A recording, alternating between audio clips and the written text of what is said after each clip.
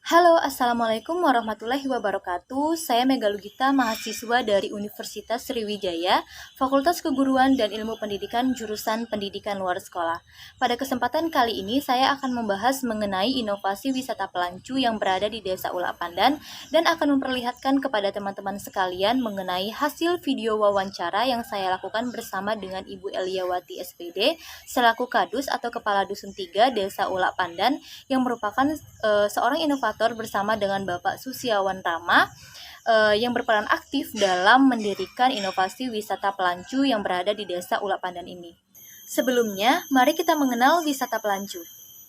Wisata pelancu merupakan wisata yang berada di Desa Ulak Pandan, Kecamatan Merapi Barat, Kabupaten Lahat.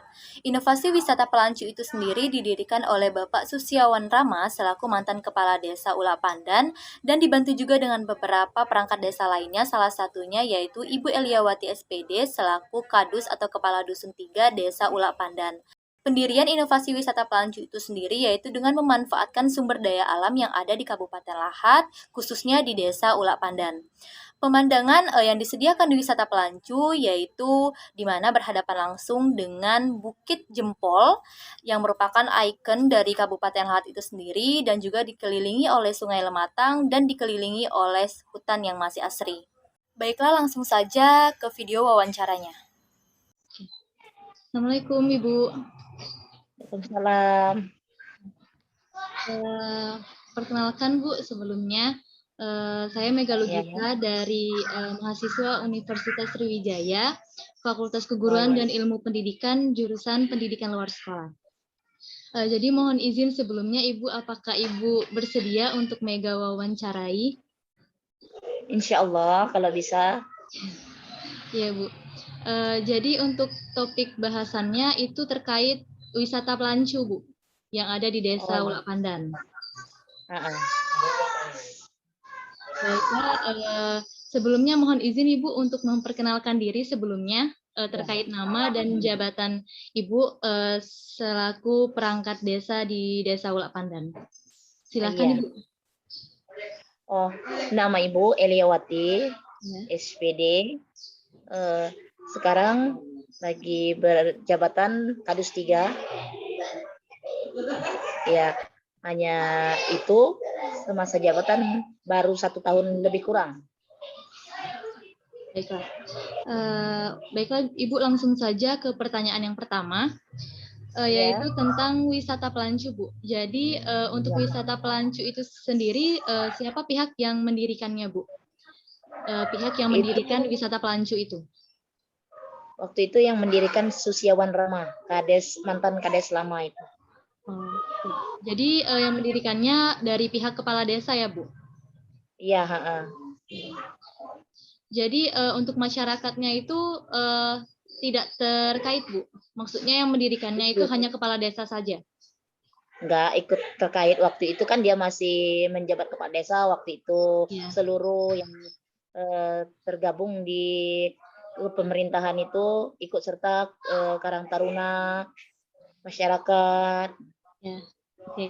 Jadi untuk wisata pelancu itu didirikan oleh kepala desa dan dibantu juga oleh perangkat desa lainnya, termasuk juga Karang Taruna. Oke. Baiklah, langsung saja Ibu ke pertanyaan yang kedua, yaitu tentang bagaimana cara kepala desa, Ibu atau perangkat desa dalam mempromosikan wisata pelancu ini? Apakah lewat sosial media atau disosialisasikan? Dari sosial media, sosialisasi, ada yang dari masyarakat juga secara tidak langsung, dari pergaulan, dari pertemuan, yang mau ini tempat kami udah ada wisata walaupun belum terlalu akurat lah gitu. Oke, jadi untuk cara mempromosikannya itu banyak cara ya Bu ya. Yang pertama itu tadi melalui media sosial, masyarakatnya yang secara tidak langsung juga ikut mempromosikan dan lain sebagainya. Baiklah, langsung ke pertanyaan yang ketiga Bu. Dari awal pendirian wisata pelancu ini Bu, apakah mudah diterima oleh masyarakat di Desa Ulak Pandan? Maksudnya coba apakah masyarakat Desa Ulak Pandan itu setuju dengan adanya wisata pelancu ini Bu? Oh iya, sangat setuju. Ya, baiklah. Pertanyaan selanjutnya yaitu tentang struktur sosial, Ibu. Jadi untuk kepala desa di Desa Ulak Pandan itu siapa ya Bu namanya, kalau boleh tahu? Oh, kalau sekarang kan PJS, tapi Ya. yang mendirikan waktu itu namanya Susiawan Rama. Ya. Baiklah, langsung ke pertanyaan selanjutnya, Ibu, yaitu tentang keuntungan dari wisata pelancu ini, Bu. Jadi wisata pelancu ini apakah ada manfaatnya terhadap masyarakat, Ibu?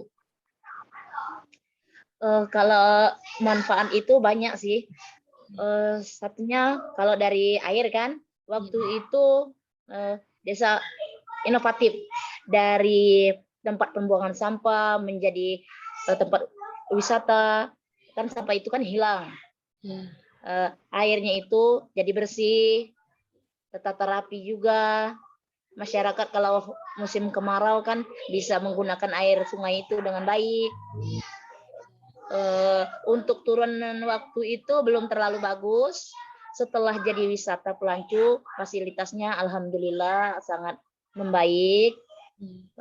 Dapat juga menggunakan transportasi untuk ke kebun, itu menggunakan perahu atau ketek, ya, itu sangat terbantu. Ya. Jadi manfaatnya bagi masyarakat itu banyak sekali ya Bu. Jadi ya salah satunya terkait fasilitas jalannya yang karena adanya wisata pelancu ini jadi bagus. Segala transportasi dan lain sebagainya. Jadi untuk masyarakat di Desa Ulak Pandan itu sendiri Bu, apakah masih banyak yang pengangguran Ibu? Untuk saat ini alhamdulillah para karang taruna atau remajanya yang banyak berkecimpung di perusahaan yang dibangun oleh kepala desa yang waktu itu Susiawan Rama itu telah mendirikan CP, Sena sama BBM itu. Ya. Alhamdulillah nggak ada terlalu banyak pengangguran. Ya Bu.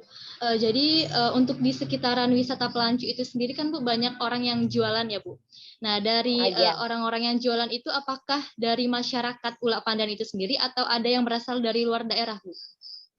Waktu itu dari masyarakat ada, dari luar juga ada.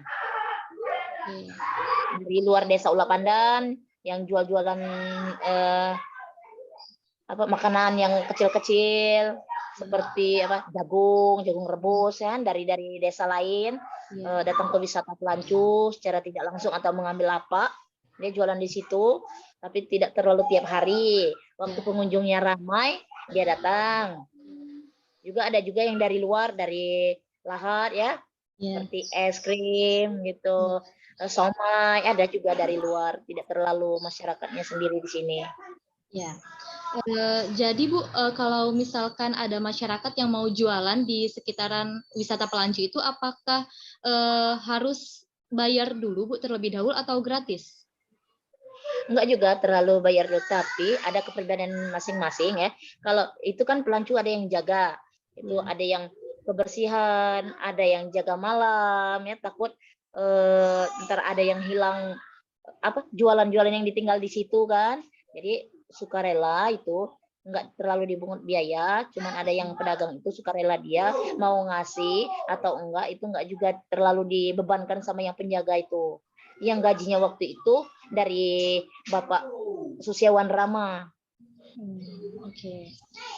Jadi untuk yang mau jualan di sekitaran wisata pelancu itu tidak dipungut biaya, namun sukarela ya Bu? Iya. Ya, untuk gaji dari petugas kebersihannya itu sendiri dari Bapak mantan kepala desa. Iya.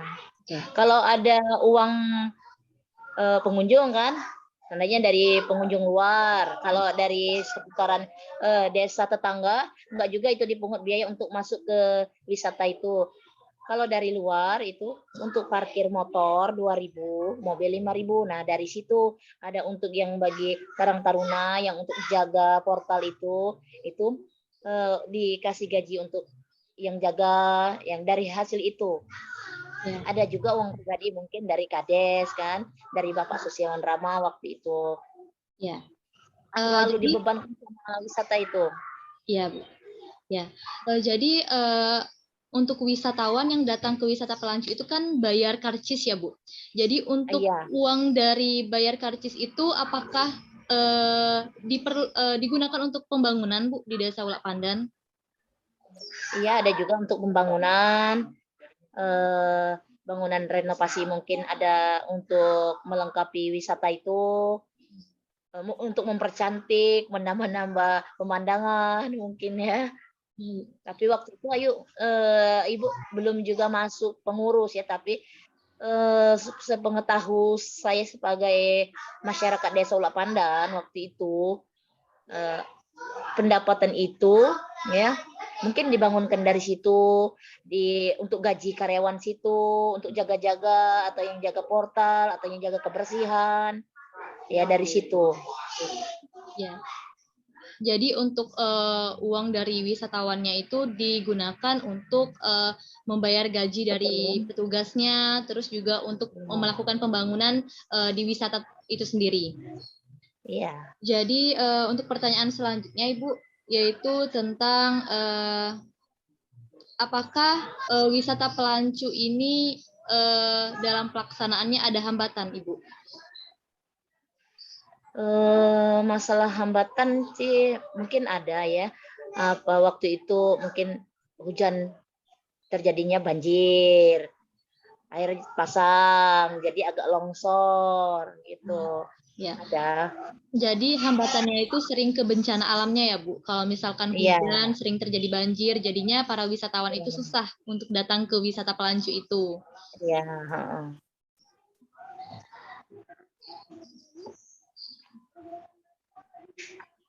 Untuk pertanyaan yang selanjutnya, Ibu, apakah wisata Pelancu ini sesuai dengan kebutuhan yang ada di masyarakat Desa Ulak Pandan? Maksudnya kebutuhan? Jadi untuk wisata Pelancu ini manfaatnya itu memenuhi kebutuhan masyarakat Ulak Pandan itu atau enggak, Bu? Manfaatnya? Iya. Oh, ada. Ya, dari masyarakat Ulak Pandan itu sendiri memiliki kebutuhan misalkan di fasilitas jalan yang tadinya jalannya rusak, jadi karena mungkin adanya wisata Pelancu ini jadi bagus. Jadi mempermudah aktivitas masyarakat di Desa Ulak Pandan itu sendiri ya, Bu, dalam menjalankan aktivitas. Iya. Baiklah. Untuk wisata Pelancu di masa pandemi ini, Bu, apakah ada pengurangan jumlah wisatawan, Bu, di masa pandemi ini? Iya, memang sangat mengurangi pengunjung wisatawan dari luar. Kalau kita dari sini kan, ya mungkin waktu ini kan Pelancu sekarang lagi bagus ya. Kemarin pas ada bencana alam, banjir, jadi penanaman kembali, penghijauan kembali, perbaikan kembali. Alhamdulillah mulai agak setelah pandemiknya agak berkurang, alhamdulillah mulai agak ada pengunjung lagi. Tapi untuk terlalu seperti kembali secara normal itu belum. Ya. Jadi Bu, untuk wisata Pelancu itu sendiri sekarang sudah dibuka ya, Bu? Oh iya. Kalau di masa pandemi ini, Bu, kalau wisatawan datang ke wisata Pelancu itu apakah ada petugas kebersihannya, Bu? Karena sekarang kan di masa pandemi COVID biasanya ada tempat cuci tangan. Apakah di wisata Pelancu ada fasilitas itu, Bu? Kalau masalah kebersihan itu dari sebelum pandemik itu kebersihan sudah selalu ada. Petugas kebersihan itu sudah ada. Kalau tempat cuci tangan itu di depan gapura itu sudah ada. Cuci tangan, hand sanitizer, sabun. Alhamdulillah kita siapkan di situ. Ya. Baiklah, jadi Mega baca di beberapa artikel, Bu, di media online, bahwasanya wisata Pelancu ini banyak sekali mendapatkan penghargaan, ya baik itu dari pemerintah di Sumatera Selatan dan juga di luar Sumatera Selatan. Jadi apakah Ibu tahu, Bu, salah satu prestasinya itu sebagai apa? Kepala desa inovatif itu tadi dari dia disebut inovatif, ini kan kades yang inovatif. Darinya itu waktu itu kan Pelancu itu tempat buang sampah. Ya. Nah, sekarang dibudidayakan menjadi wisata. Itu. Oke. Baiklah Ibu, pertanyaannya selesai. Terima kasih Ibu sudah meluangkan waktunya untuk bisa diwawancarai. Mega mengucapkan terima kasih yang sebanyak-banyaknya kepada Ibu. Semoga ilmunya bermanfaat nantinya. Amin. Sama-sama. Ya, sehat selalu Ibu. Ya. Wassalamualaikum warahmatullahi wabarakatuh. Waalaikumsalam warahmatullahi wabarakatuh.